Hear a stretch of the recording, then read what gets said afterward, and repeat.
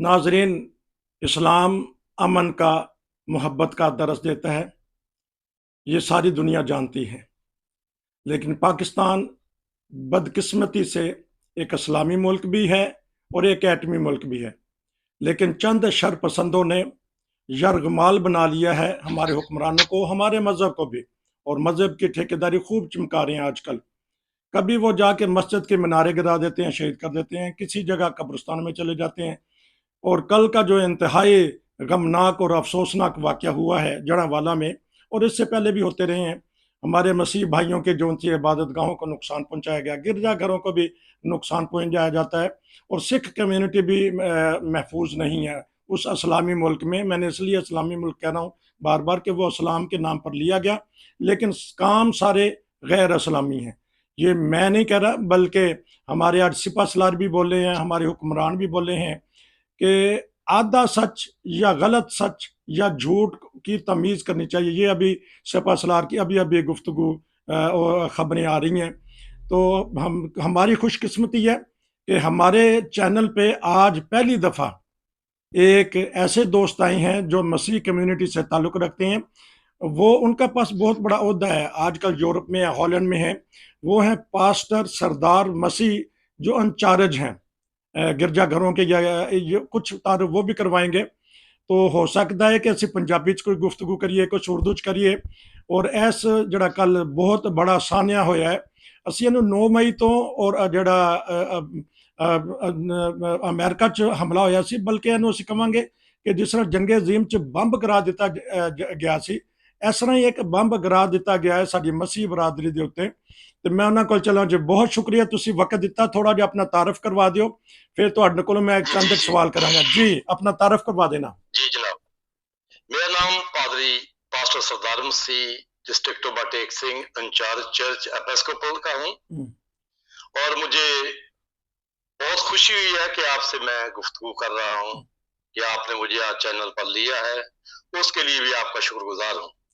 लिहाजा दिल जो है वो गमगीन है जी जी, क्योंकि हम पाकिस्तान के लोग हैं, हमारे खानदान पाकिस्तान में है और पाकिस्तान हमारा मुल्क है जी।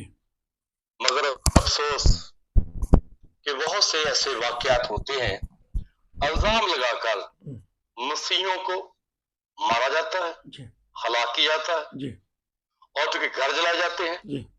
कल का जो वाकया हुआ है बड़ा दर्दनाक है, दिल खून के आंसू रो रहा है जी।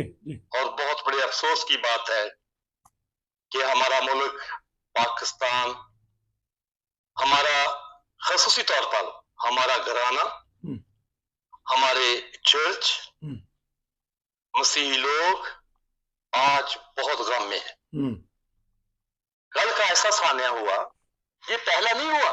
शांति नगर जलाया गया, जोसेफ कॉलोनी जलाई गई, गोजरे का वाकया हुआ और लोगों की जाने गई। लेकिन खुदा का शुक्र है माली तो नुकसान हुआ है, घर तो लूटे गए हैं, घर के अंदर नुकसान किया गया, जलाया गया, सामान जलाया गया, हमारे बाइबल मुकद्दस को जलाया गया, हजारों की तादाद में जलाए गए। और मेरी जो मुझे बताया गया है, जो मैंने रिपोर्ट ली है पाकिस्तान से, तकरीबन 25 चर्च जलाए गए, 40 घर जलाए गए। मेरे अजीज बहनों और भाइयों, हम मसीही लोग अमन का पैगाम देते हैं, मुल्क की सालमियत के लिए दुआ करते हैं कि खुदा हमारे मुल्क को कायम और दायम रखे। लेकिन कभी भी कोई ऐसा वाकया नहीं हुआ कि किसी मसीही ने खुदकश हमला किया हो, कोई धमाका किया हो, जब मुल्क के खिलाफ कोई साजिश की हो। कौन सा ऐसा मसीही है? हमारे कलामे अक़दस बयान करता है, कभी दूसरों के मजहब का एहतराम करना सिखाता है।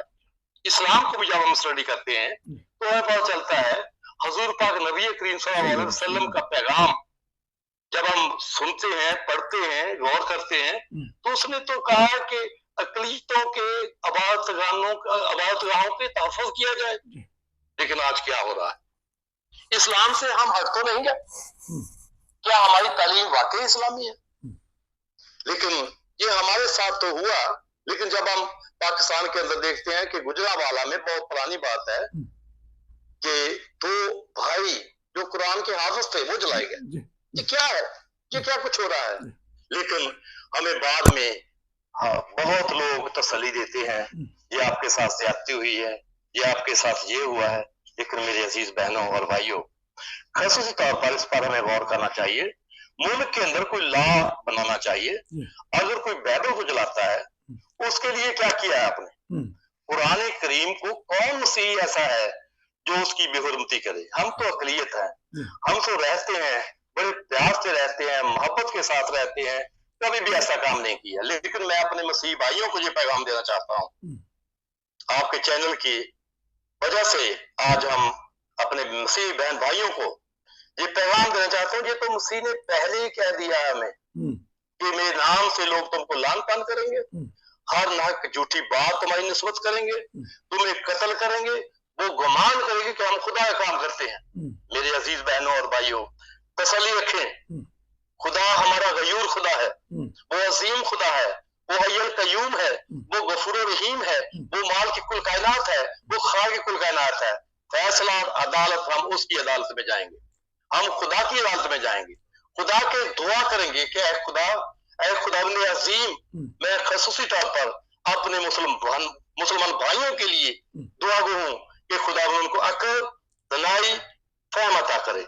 पाकिस्तान की सालमियत के लिए दुआ करता हूँ कि खुदा उन पाकिस्तान के साथ हो, पाकिस्तान की हिफाजत करे। क्योंकि ये जो वाकया मुख्तलिफ वाकयात होते हैं, इससे क्या होता है? पूरी दुनिया के अंदर पाकिस्तान बदनाम होता है। मेरे अजीजों, आप देखें, मैं अपने मुसलमान भाइयों से दरख्वास्त करता हूँ, आप कुरान करीम ने अमन सिखाया है, प्यार सिखाया है।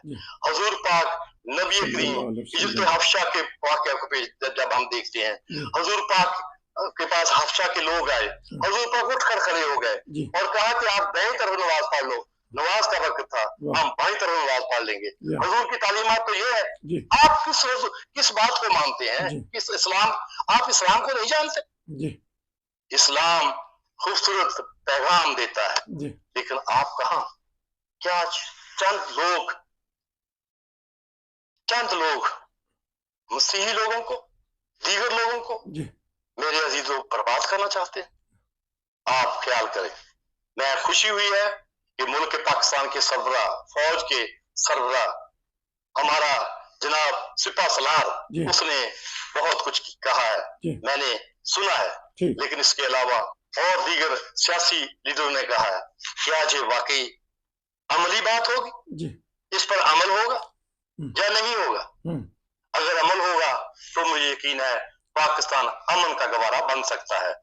मेरे अजीजों, आप जरा गौर करें इन बातों पर।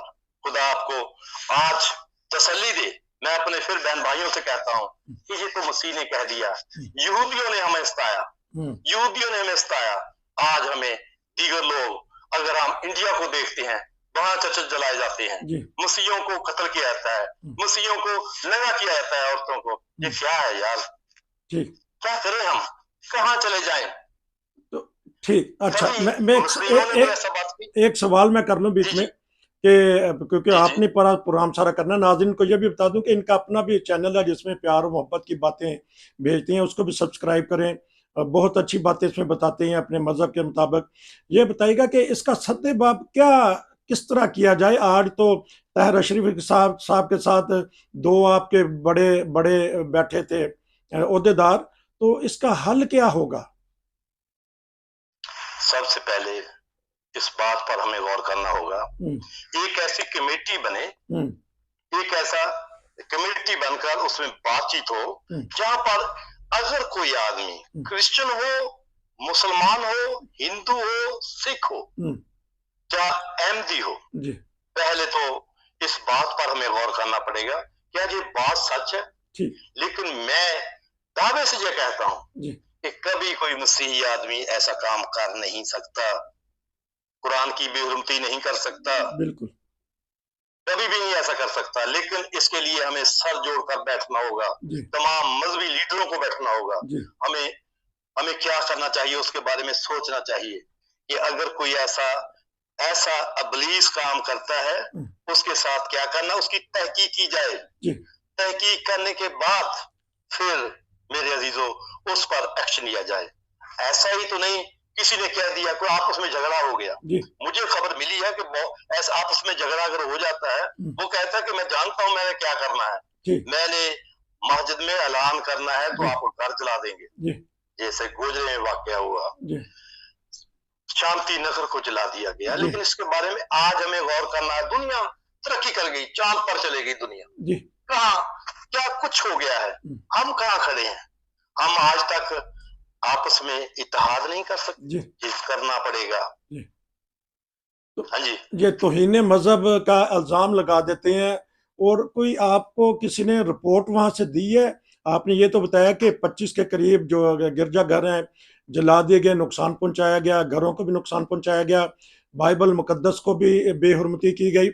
अब उनको ये नजर नहीं आता कानून बनाने वालों को कि वो सामने सलीब को गिरा रहे हैं, बाइबल मुकद्दस के औराक जला रहे हैं। इस बारे में क्या हमारे आप हुक्मरानों को कहेंगे? सबसे बड़ी बात है कि बाइबल को, हमारी बाइबल को जिसे हम जिंदा खुदा कलाम कहते हैं जी, पहले तो उसे कोई फर्क नहीं पड़ता जी। ये मजहब खत्म नहीं हो सकता जी, ये बात याद रखें। लेकिन हमारा तो ये खसूसी तौर पर मैं कहता हूँ कि अगर बाइबल की बेहुरमती है, अगर कुरान की कोई बेहुरमती करता है, बाइबल की करता है, कानून सबके लिए बराबर होना चाहिए। ये तो नहीं कि हमारा कुरान अगर जला दिया तो हम बाइबलों को बहुत को जला देंगे। लेकिन तहकीक करें, अगर किसी ने कोई ऐसा जुर्म किया है तो उसकी सजा मिलनी चाहिए, ये जरूरी है। लेकिन अगर नहीं किया तो फिर क्या है? फिर उसको तहकीक करनी चाहिए, सोचना चाहिए कि अगर कोई इल्जाम लगाता है उस पर कानून लागू होना चाहिए जो इल्जाम लगाता है। जी जी, ये बात आपने की जबरदस्त।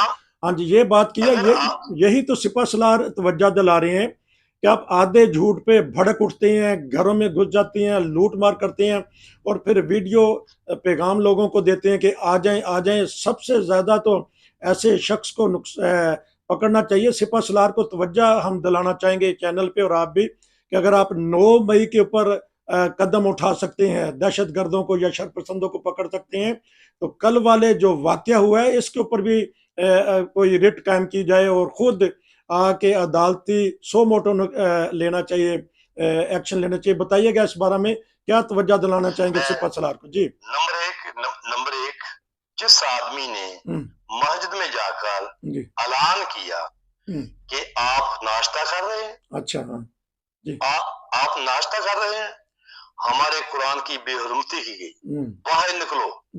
आप क्या, आपको तो गली में होना चाहिए था, आपको मर जाना चाहिए। ऐसा ऐलान कर रहा है, लोगों को इकट्ठा कर रहा है, मार रहा है, उसको पकड़ना चाहिए, उससे पूछना चाहिए, फिर तहकीक करनी चाहिए, ये जरूरी है, और फिर उसको सजा देनी चाहिए। जब तक किसी को सजा ना दी जाएगी ये वाकया होते रहेंगे। तो अच्छा, वो जो 2 भाई थे उस बारे में अगर आपको कोई रिपोर्ट, अंदरूनी रिपोर्ट मिली हो, हमारे चैनल पे बताना चाहते हैं तो बताइएगा कि क्या मकसद था उनका ऐसी चीज करने का। ये तो कोई अकल मान ही नहीं सकती, कोई ऐसी हरकत करे और ऊपर जाके जो गैस का मीटर है उसके ऊपर लटका दे, और उसको पता भी है कि पाकिस्तान में शरपसंदी किस तरह फैल रही है। कोई अंदर की रिपोर्ट पता चली है? असल में इसकी बात को मैं नहीं करना चाहता, अच्छा, लेकिन मुझे ये मालूम है कि 2 हाफिज थे, अच्छा, उनको भी जला दिया गया। हाँ जी, ठीक है। देखो हाफिज कुरान, जी जी, वो गैस से आग लगी, हाँ जी, कुरान की तलावत कर रहा था, हाँ जी, वो दूसरों जो था खिलाफ था, हाँ जी, उसने ये सारा कुछ किया। मेरा कहने का मतलब है कि अगर आदमी जो है जिसने ये काम किया, जिन लोगों ने, उनको सजा नहीं मिली, अगर सजा मिली होती ये वाकया ना होते जी। शांति नगर का वाकया हुआ, अगर वो उस पर कंट्रोल किया जाता, जोसेफ कॉलोनी का वाकया, गोजरे का वाकया, इनको सजा नहीं दी गई, ठीक, इनको तो फूलों के हार पहनाया गया है जी, जी। आपने अच्छा काम किया जी। लेकिन ऐसा नहीं जी। लेकिन जब तक हम मिलकर नहीं बैठते, तमाम मजहबी जितने खुदा के लोग हैं जो अपने आप को मौलवी कहते हैं, पादरी कहते हैं, पंडित कहते हैं, मरबी कहते हैं, वो इकट्ठे हों, अच्छा। बैठकर बातचीत करें, ताकि देखो मजहब का मेरा और अल्लाह का मसला है, मेरा और खुदा का मसला है, बिल्कुल। इसका आपके साथ क्या ताल्लुक है? जी जी, बिल्कुल, यही कायदे आज़म ने फरमाया था कि रियासत का किसी के मजहब के साथ ताल्लुक नहीं। अब आखिर में ये बताइएगा, क्योंकि आप यूरोप में हैं, बैन अल-अक़वामी तौर पे भी और यूरोपीय यूनियन ने भी इस जो गलत कदम को बहुत ही कंडेम किया है। क्या सोचते हैं, तो कहां तक ये मामला जाएगा और आया कोई दबाव डालेगी और हॉलैंड की हुकूमत, तो इस बारे में बताइएगा कुछ। हमारी कल एक मीटिंग है, अच्छा, हम उसमें रखेंगे कि हमें क्या करना चाहिए, हम अपने मसीही भाइयों को उसकी फेवर में क्या करना चाहिए जो पाकिस्तान में रहते हैं। ये जरूरी है कि कल हम मीटिंग पर जाएंगे, हमें मीटिंग बुलवाई है, लेकिन बैठेंगे, उस पर बातचीत करेंगे, खुदा अच्छा करेगा। क्योंकि मैं तो देखो, हुकूमतें जो है ना ऐसे काम करने होने नहीं देती, रियासत का जिम्मेवारी है ना, रियासत का कंट्रोल रियासत का होना चाहिए ना। अभी देखें, पुलिस वाले खड़े हैं, मैं देख रहा हूँ वीडियो पर, लोग घर जला रहे हैं, स्लीप तोड़ रहे हैं, स्लीप को उतार रहे हैं, सामान बाहर निकाल रहे हैं, आग लगा रहे हैं। अगर उसी टाइम फोर्स आ जाते, नुकसान ना होता, गिरजाघर बच जाते।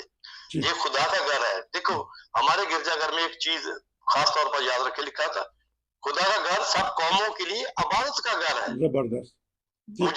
मुझे मस्जिद नबवी भी याद आती है। मस्जिद नबवी में क्रिश्चियन लोग काफिले जाया करते थे। जी, बिल्कुल बिल्कुल। आज क्या है, और क्रिश्चियन लोग, हिजरत हबशा हुई, हुजूर पाक नबी करीम ने अपने साथ बिठाया क्रिश्चियनों को।